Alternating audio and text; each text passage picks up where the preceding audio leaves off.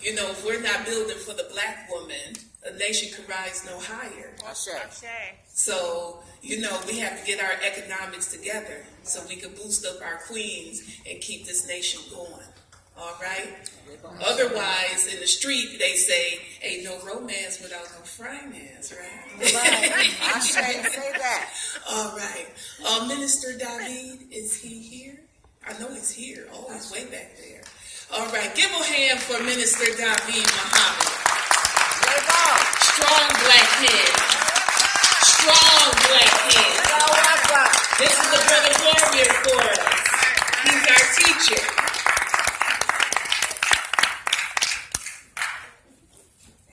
Thank you, Sister Habaragani. Habaragani. Ujamaa. Brothers and sisters, I want to just, first of all, let's give Sister Halima, Queen Halima, a strong round of applause for her organizing and hard work and effort to put Kwanzaa together. And Brother Sam Radford and all the Kwanzaa committee for putting Kwanzaa together. This is some hard work, brothers and sisters. This is not easy work, organizing and mobilizing our people. But it is a great work, and we're appreciative of the work that our brothers and sisters do to put on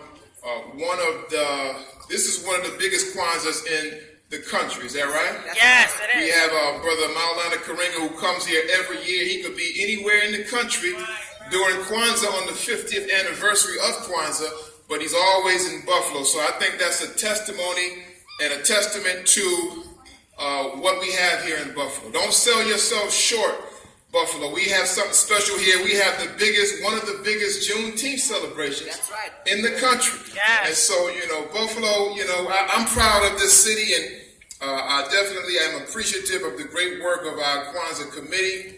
I wanted to just very briefly, we're going to present a panel on cooperative economics. And they say that when you want to put black people to sleep, just talk about business. I think that should be an outdated kind of statement. I think we should make that an antiquated statement. I think we should make that relegate that kind of statement into the garbage pile of old-fashioned, antiquated statements, because we know there's nothing coming from the Trump White House for Black Buffalo. Is that right?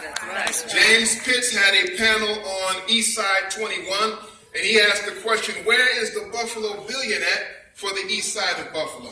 And so obviously if you ride up and down Genesee and Sycamore, and you ride up and down Fillmore and Utica, you don't see the Buffalo billion manifested anywhere in Black Buffalo. Is that right? And so we have to answer that question. And the Buffalo billion on the east side of Buffalo is in the pockets of the black people who live on the east side of Buffalo. And so we have to have a groundswell, a grassroots effort, which really, that's what cooperative economics is all about. And so we want to have a panel discussion, and we want to have on this panel some very hard-working, dedicated people who we put together a Buffalo Black Business Tour. Has anybody in this room heard of the Buffalo Black Business Tour? Yes. Because you're not going to hear Buffalo News.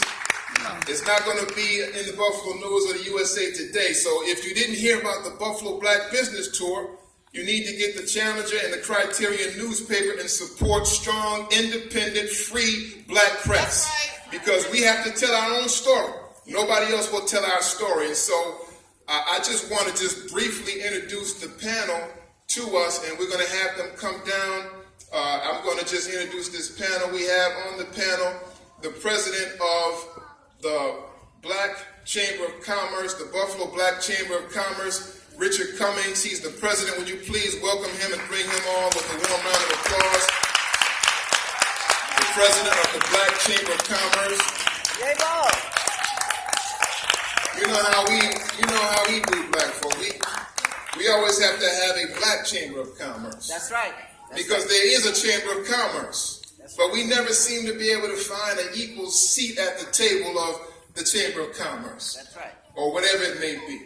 They have, sometimes we always have to be Second Baptist. We have to be Prince Hall Masons because we couldn't find a place in the Scottish Rite Masonic Order. So we have a Black Chamber of Commerce, and the Black Chamber of Commerce is here, ready, willing, and able to bring about economic growth and development in the Black community. I also want to introduce a young brother who has formed a food co-op. A food co-op. Anybody in here eat, brothers and sisters? Yeah, boss. Come on now. Man, we should be on our feet about a brother that has a food co-op. 3 times a day, snacks in between, and a midnight snack at night. So you mean to tell me we can bring ourselves to liberation just by sitting down at a table and eating some kind of meal that a black person brought to the table? I think I can get with that kind of liberation program. Right, yes, sir. Pick up a spoon and fork, but our brother Alex Wright, can we please bring him up with a warm round of applause? This is a young brother, a husband, a father, a family man, but he has formulated the African Heritage Food Co-op. Now, I know most of us are familiar with the Lexington Food Co-op. Come on now. Where they sell healthy, wholesome foods at. But it was a small group of people. Yes, come on. Less people than we have in this room right now. They got together, they put their money up, they brought shares, they own shares in the Lexington Food Co-op. So a small group of people went from that to now they have 3 locations in Buffalo, New York. So we can see how something like that can grow. So let's give it up once again for Alex Wright, the African Heritage Food Co-op. He's going to talk about that. Also, our brother Dwayne McYoon, who owns Ansar Cellular, Ansar Fragrances and more. He couldn't be here tonight. He's in the hospital. It's a routine examination that he had to go through, but he wanted to extend his greetings and his love. He wanted to be here.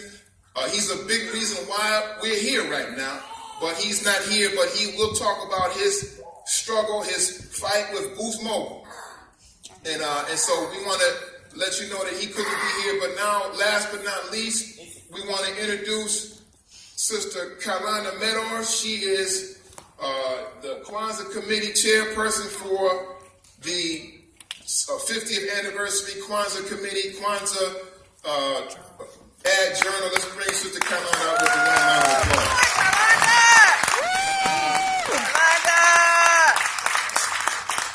So like we said, brothers and sisters, we want to, this is where the rubber meets the road at. This is where how we have to take the word and make the word flesh. Right.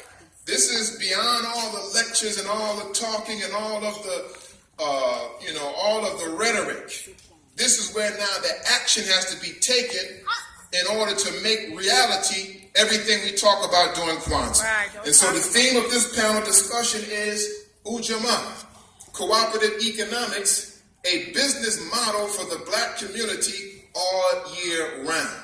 And this group of people, along with Charlie Fisher, James Pitts, and Mr. L. Nathan Hare of the CAO, can we please acknowledge Mr. L. Nathan Hare, CEO of Community Action Organization, along with Greg Glover and a few other people, we planned a Buffalo Black Business Tour, which we took from 40 to 50 people to different businesses around the city of Buffalo. That's right. And we spent $5, $10, or $15 or $20 at each location. So if you multiply 50 people times $20 that we would spend, is a small amount of money, but it shows cooperative economics. It shows collective economics. And so not only did we boycott Black Friday, but we had a Buy Black Saturday Black Business Tour, which was tremendously successful. So let's give it up for the planning and hard work of the Buffalo Black Business Tour Committee.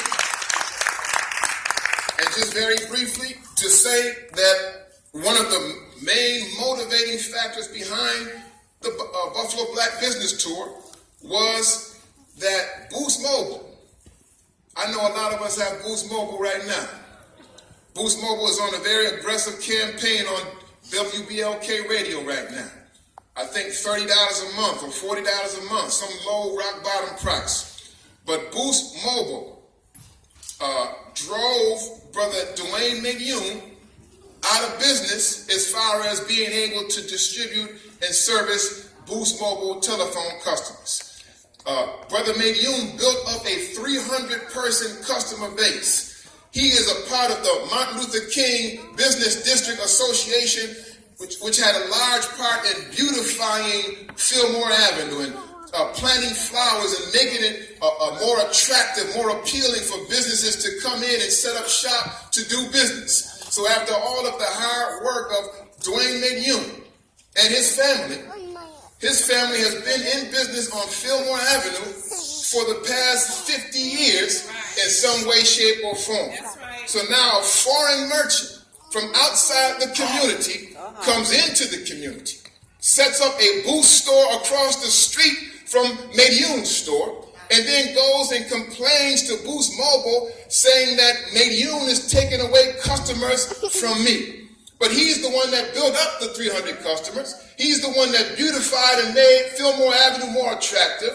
And so now they were able to lean on Boost Mobile, and Boost Mobile took away McYoon's license to sell and distribute Boost Mobile products and service customers, even though he has been there servicing Boost customers since 2012, and the foreign merchant has only been there since 2014.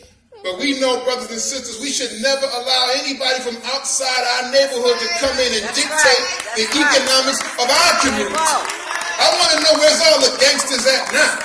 Where's all the tough guys at now? Where's all of the people that's supposed to be so strong that we allow a foreigner from Lackawanna somewhere to come in and dictate and sit down at the table and tell Boost and tell McYoon and tell Sam Radford and Mr. Hare that McYoon should have known that his days were numbered the day I set up shop across the street. Come on now. Think about the arrogance and the vanity of a statement like that. Shut him down. He should have known that his days was numbered the day I moved over there. So now he's saying that he's a gangster, he's a tough guy. But we don't really have to be gangsters or tough guys. Say that. All we have to do is buy black, support black, spend our money where we're appreciated at, increase our dollar velocity, increase the circulation of our own black dollars in our own neighborhoods. And so while we were setting up this business tour, we did some research. And we found out that other communities, they don't buy black. Asians and Jews and Arabs, they don't shop at black stores. Now I know all y'all in this room want to be equal and whatnot. And we all want to be magnanimous and forgiving and forgetful. But the Indians and the East Indians and the Arabs, and they don't shop at our stores. Did y'all know that? That's right. So we looked at what is called dollar velocity. Dollar velocity is how many times does a dollar circulate within the community before it goes outside the community.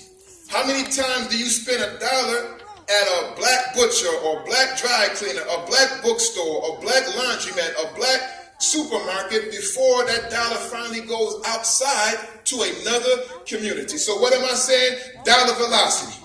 What is it? Dollar velocity.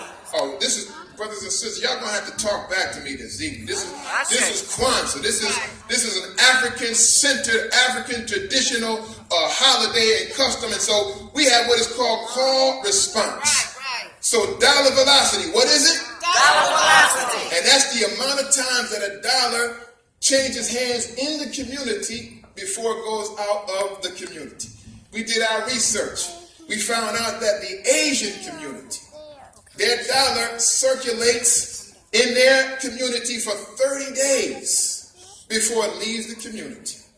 We found out that the Jewish community, the dollar circulates 20 days before they're willing to let it go out to somebody else. We found out in general, the white community as a whole, 17 days. That dollar goes from business to business inside the community before they spend it somewhere else. And we found out that the black dollar circulates in our community, not a half a day, not a quarter of a day, but for 6 hours before we spend it somewhere else. So these other people have a month or a part of a month or half a month or more. We got 6 hours before we spend it somewhere else. And so we get our check on Friday, and we want to go out to Red Lobster on Friday night. Yes, yes. And we think that that is a special occasion. That's a happy time. Right, yes, we want to go out to Williamsville, Gettsville, yes, yes. Silver Creek, Salamanca. We want to go somewhere where we got to ride past police officers, and you better have your inspection sticker updated. I said, yeah, well. You got to make sure your inspection sticker updated, your registration, because you're going way out somewhere to spend money somewhere else, and they don't spend any money where you and I live. And so we have to increase the dollar velocity and circulate the dollar in our community, which is what the Buffalo Black Business Tour was trying to take a baby step to do that. And so we want to continue the Buffalo Business Tour, Black Business Tour.